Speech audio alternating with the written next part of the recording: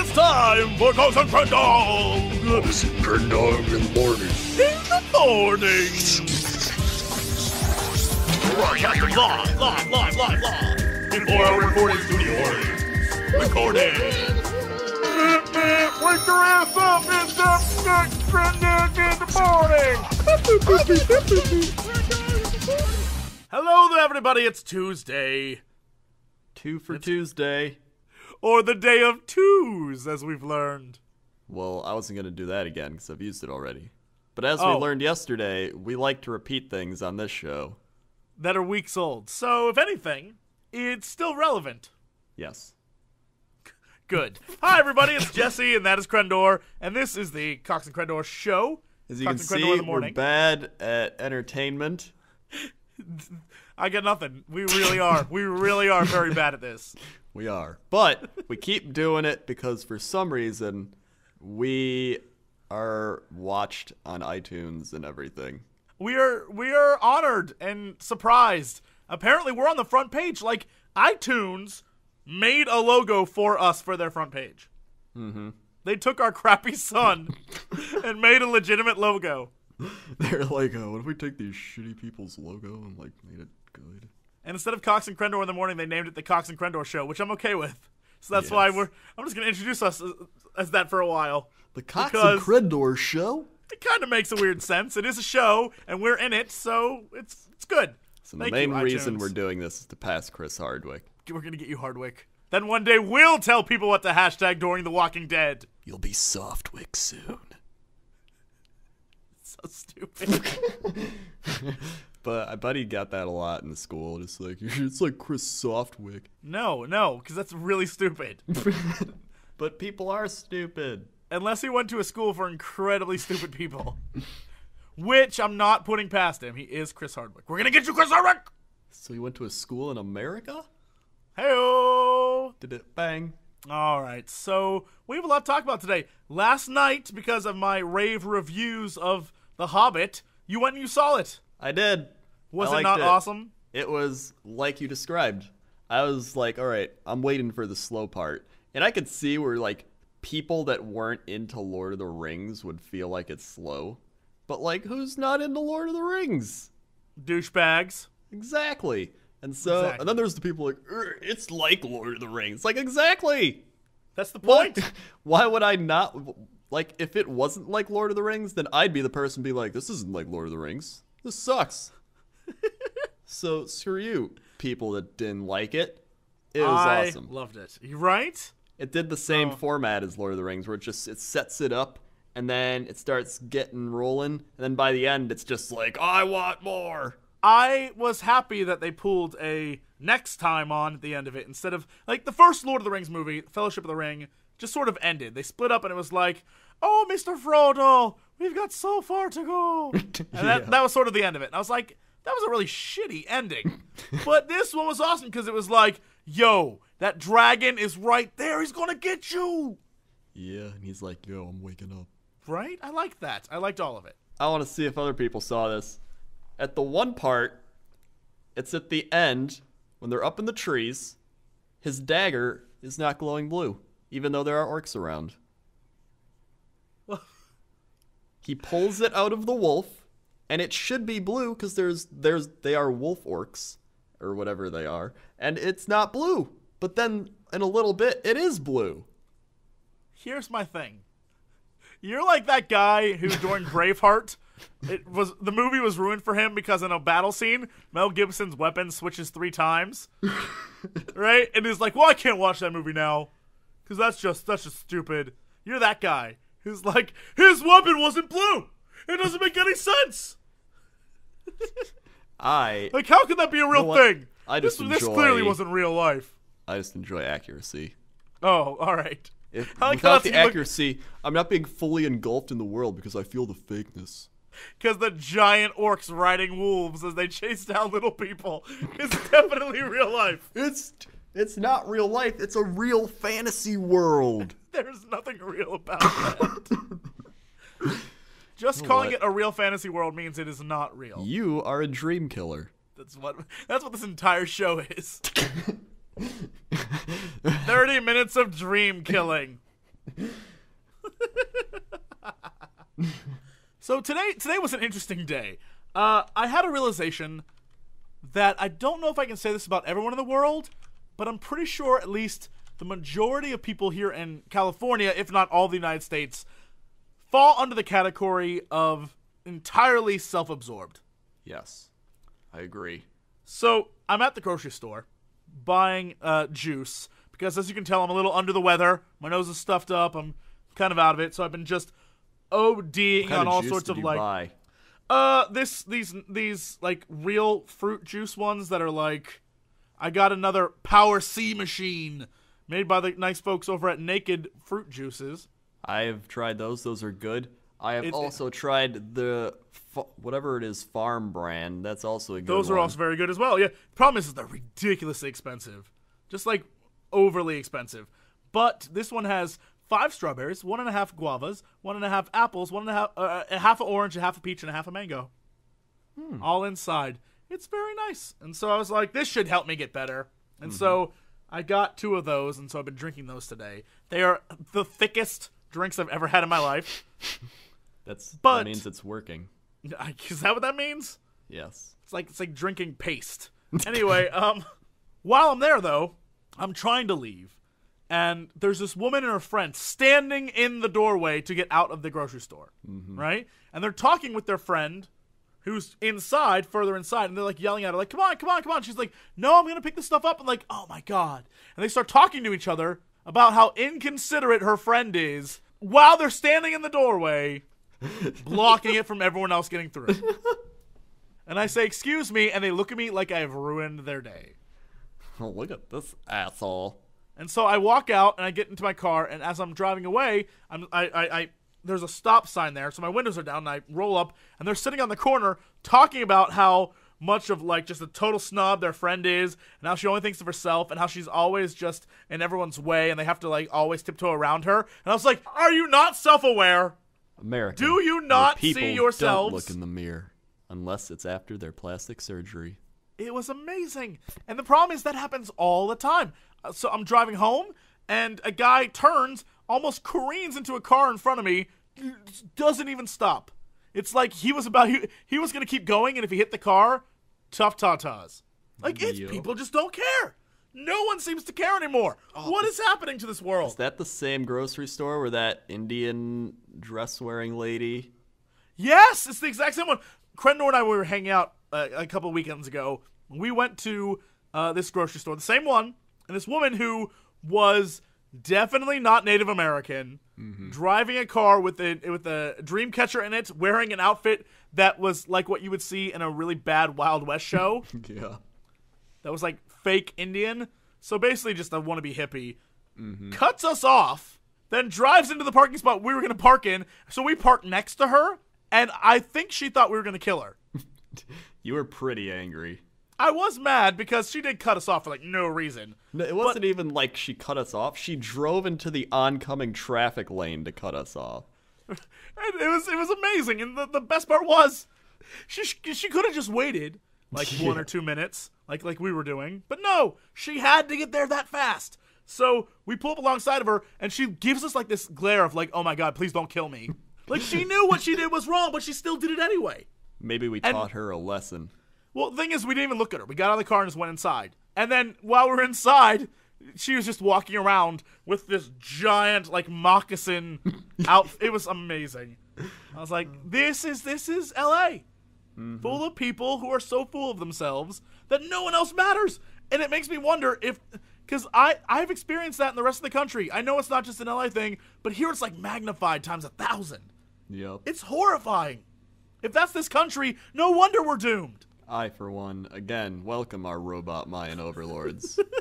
They would set us straight. They would. The trains, taxis, buses, and subways would all run on time. They would run also on Mayan corn fuel. It's that ethanol, man. Yes. Everything it's all runs a on sign. ethanol. It's all inside. Or as they call it, maize and all. Yes, that's what it'll be. Maize and all. The strongest oil. That's what they run with. In essence, we've been creating the robot overlord's power source. Oh my god, it's all been a conspiracy from the beginning. I knew it. Barack Obama, I bet in his name it spells robot somewhere without a T. All right, let's take a look at this. Barack Obama. Okay. It clearly doesn't. 1, 2, 3, 4, 5. 1, 2, 3, 4, 5, 6. There's 11 letters in his name.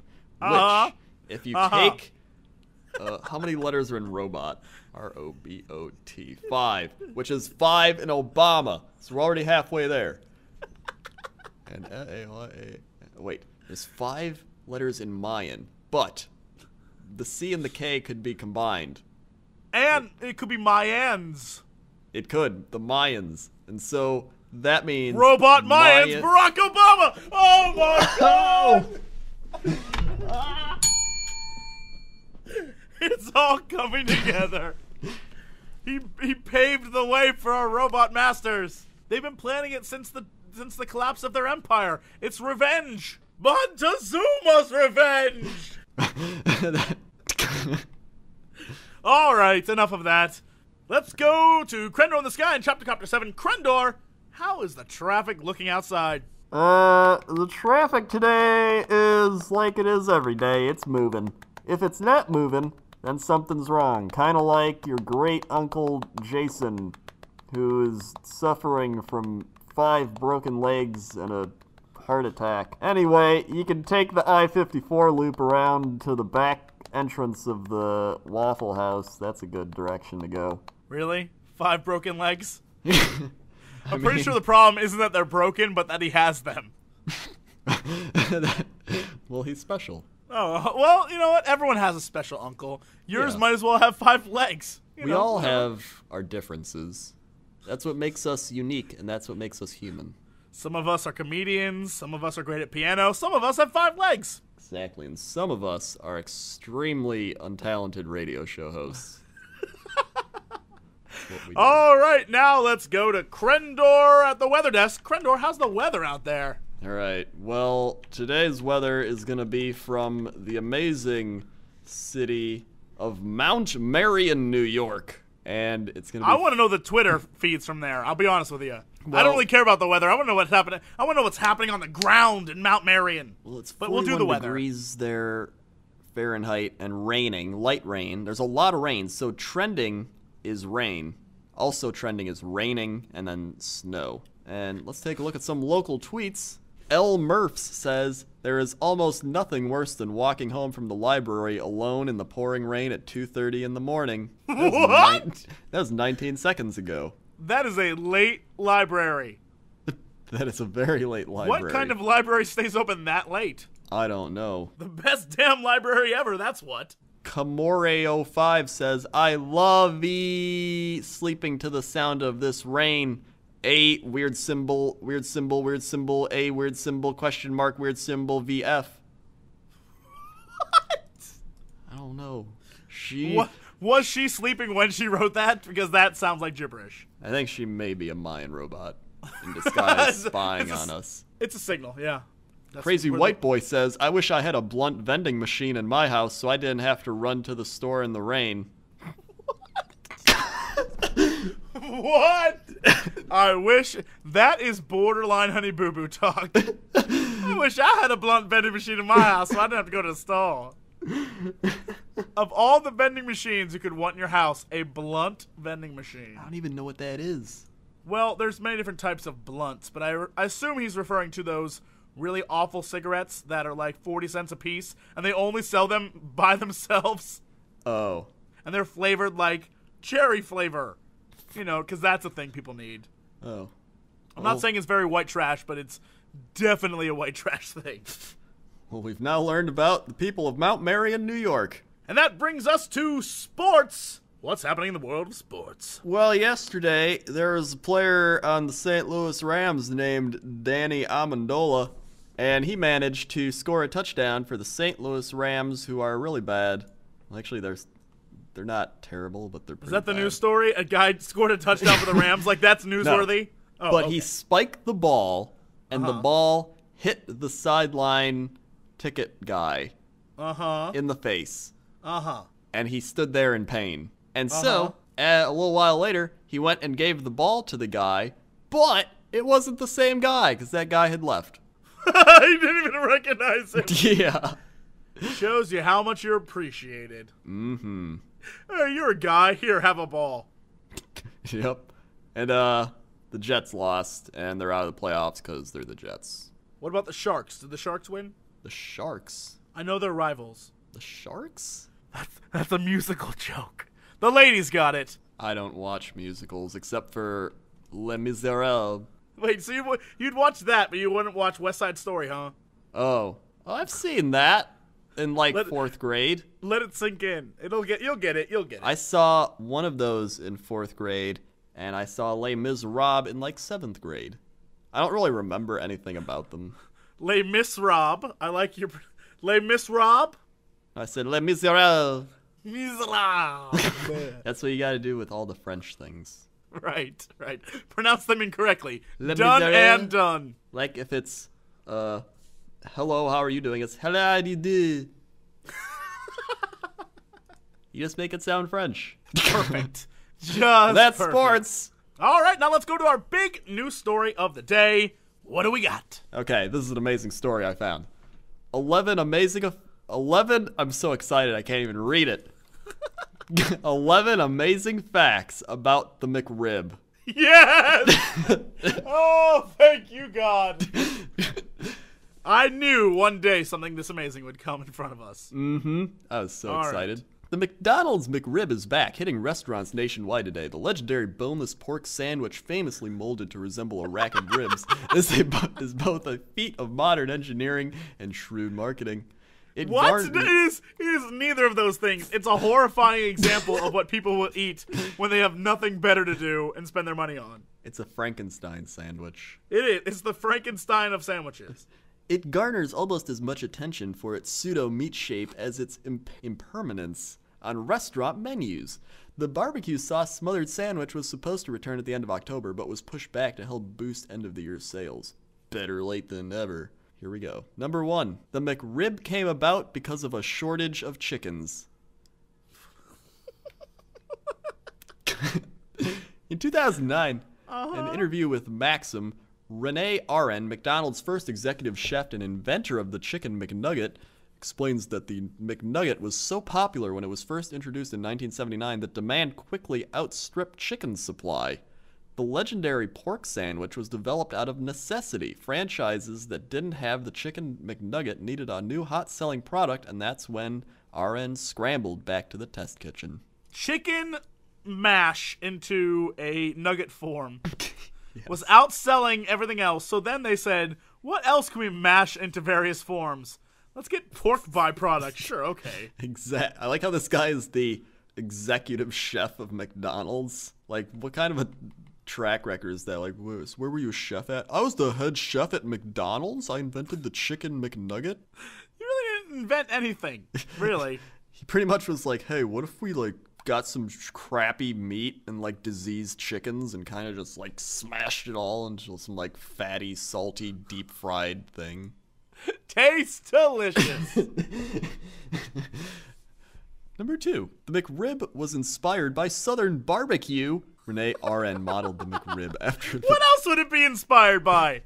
Well, he modeled the McRib after the barbecue sauce-slathered pork sandwiches he ate during a visit to Charleston, South Carolina. Oh, of course. The decorated French-trained chef who once whipped up a fancy culinary creation for the Drake Hotel is also credited with coming up with the unique shape of the sandwich. You know, this is mildly like that story of that woman in, I think it was Spain or Portugal. There was a painting of Jesus, and she took it upon herself to touch up that painting, and it just was 10 times worse, and looked like a little kid had drawn it.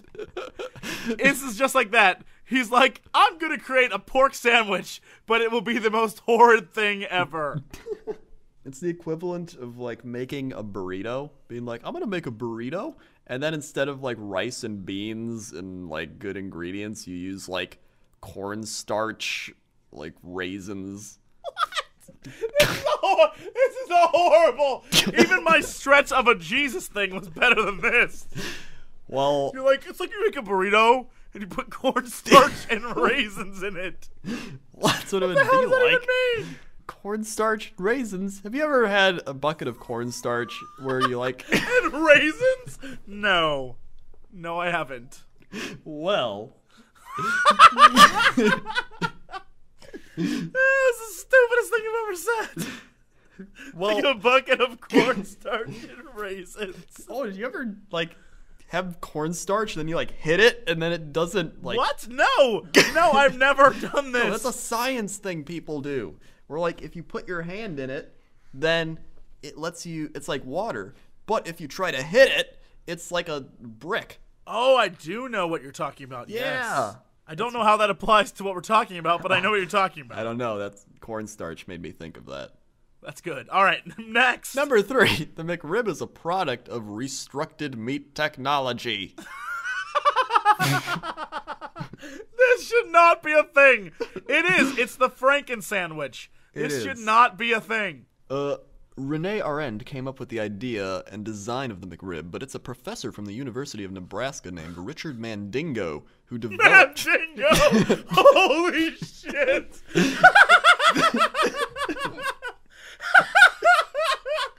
Only someone named Richard. His name is Dick Mandingo. Are you kidding me? Holy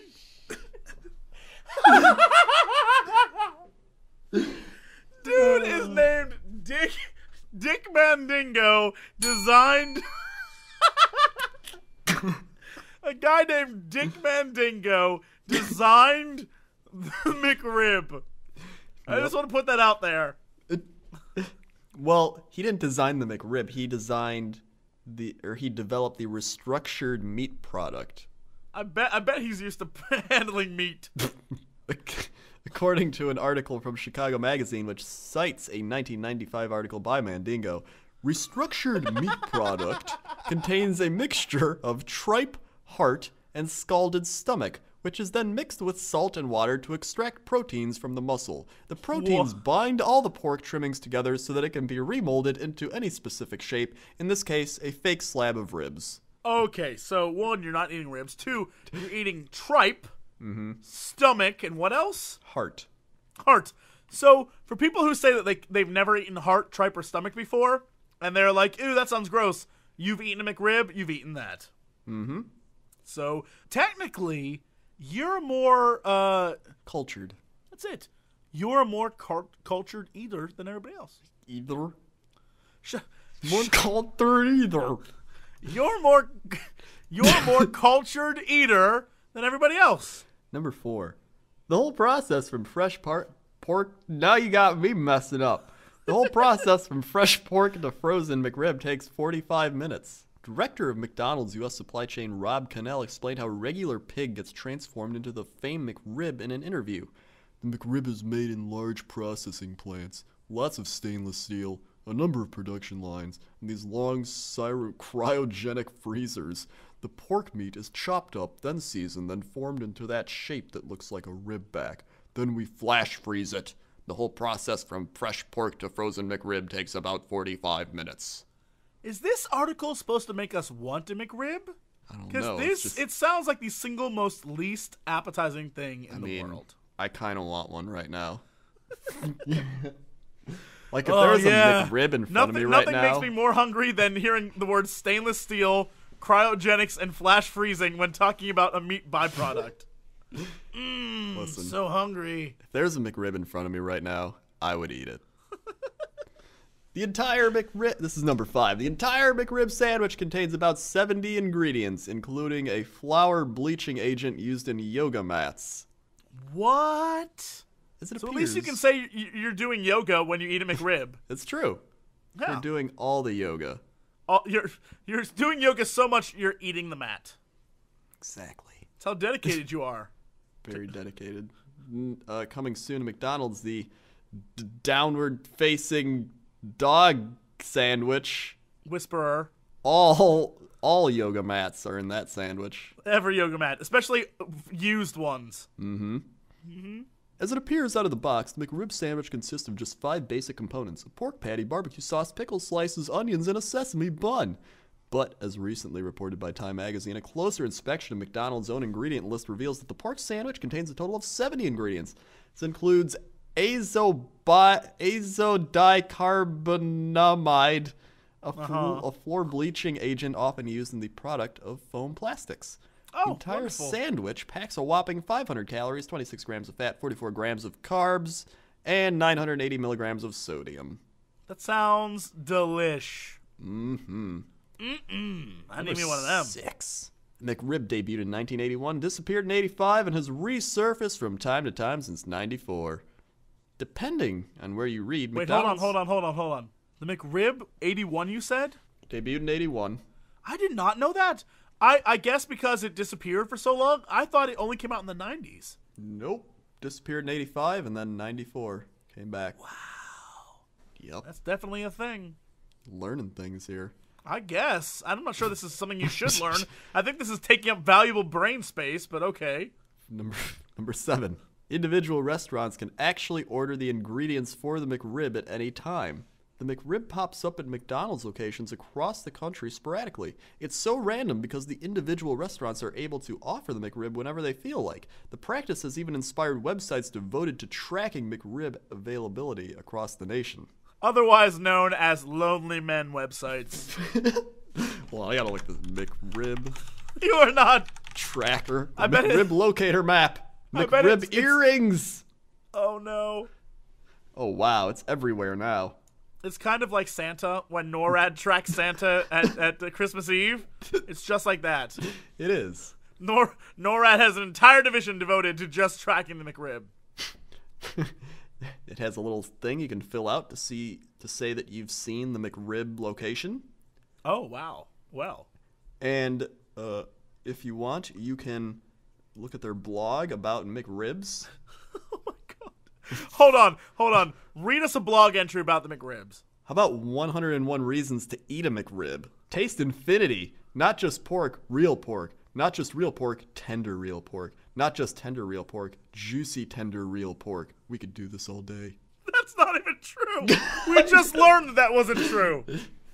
That was number 69 on the list. Hey-o.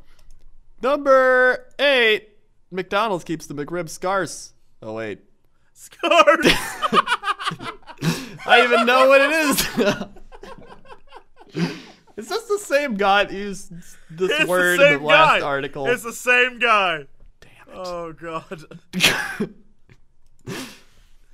Keeps McRib scarce because the sandwich's entire brand relies on it. McDonald's has always known about its customers' weird obsession for the sandwich, and its marketing completely leverages the McRib's scarcity. Take its Save the McRib campaign in 2010, where it encouraged McRib fans to go online and sign a petition to keep the sandwich around longer. But a strategy like that only works with something that's as popular as the McRib. It is so weird. So weird. I do not understand the fascination with this sandwich. I've had it once, and I've never eaten it again. It is borderline disgusting. I mainly just like the barbecue sauce, I think. Like, if they put that barbecue sauce on a McChicken, I would just eat the McChicken. I'm sure you can get something like that. I hope so.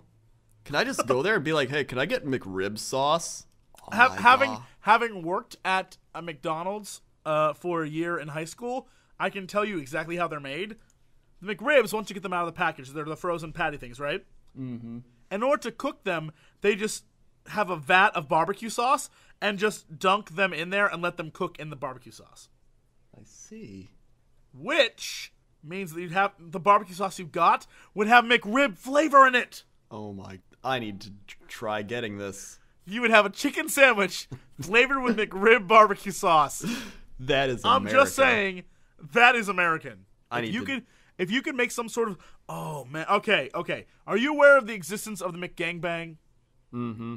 Where it's you take a double cheeseburger, you open it up and stick a fish sandwich inside the double cheeseburger. Yes. I thought it was a McChicken. Oh yeah, no, you're right. It's McChicken. The fish one is it's chicken and fish, but I don't remember what that one's called. No, you're right. You're absolutely right. What if you took a double cheeseburger, mm-hmm. put a chicken patty in it, mm-hmm. and then in that chicken patty put a McRib, and then covered it all in barbecue sauce? Wow. I feel like that's a challenge. And then deep fry it. Oh my god, then deep fry it. I feel like we would get arrested. I feel like they would call the cops on us because they thought we were joking. But I feel like this is a mission for us. They would arrest us. They'd be like, we're not going to allow you to eat that. That's a crime. No, they wouldn't. That's Let's like be an honest. attempted suicide. If anything, McDonald's would promote that. They would. Get the new all-American meal. Oh my god. When I went to the movie theater tonight, they gave me a small drink, and it was like a big gulp. Right?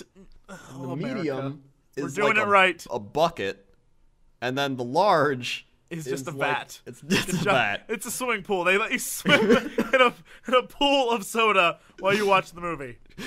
It is. Yep. Number 9. It'd be incredibly difficult for McDonald's to create more McRib-esque products because that cult-like following is so hard to replicate. McRib lovers So they are just stopped fanatical. creating new stuff. Like, look, the McRib was the pinnacle of what we can do. So we're They just just done. start basing things off the McRib, like McRib with chicken, McRib McNuggets. It's like, hey, you want just chicken everything nuggets, is in this- but McRib inside of it instead of chicken? Oh, I thought you were gonna make. I thought you were talking about making everything in the shape of a McRib. Oh, Just as effective. I'm just saying. the chicken McRib.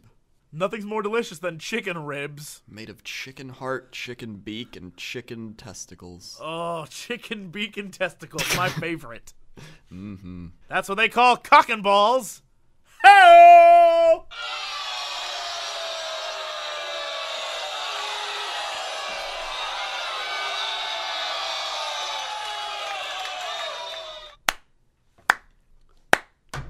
Well timed, sir. Well timed. Thank you. Number 10.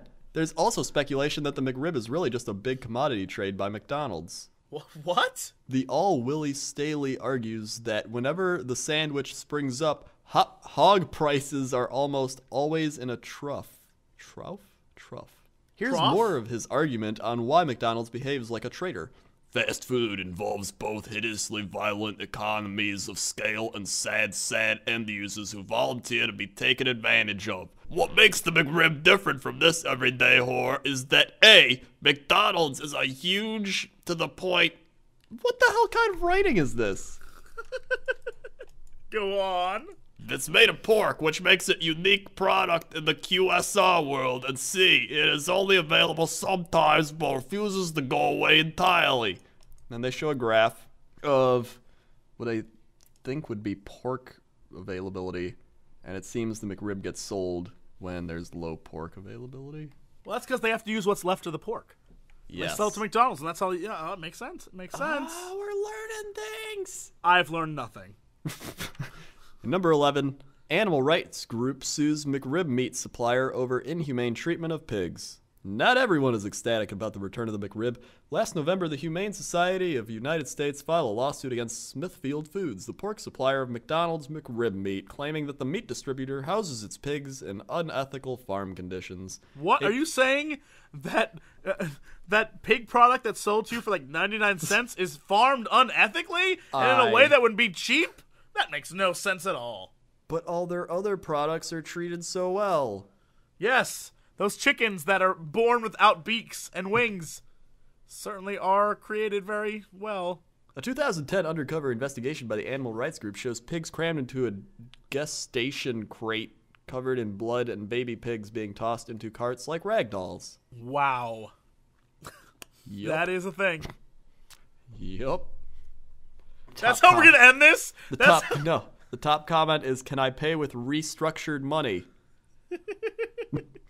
Or eat the box, it's better for you. And that is disturbingly the end of this episode. Hooray! Thank you guys for listening. And we will be back tomorrow for another Cox and Crendor in the Morning. I'm Jesse, that's Crendor. And as always, to be continued.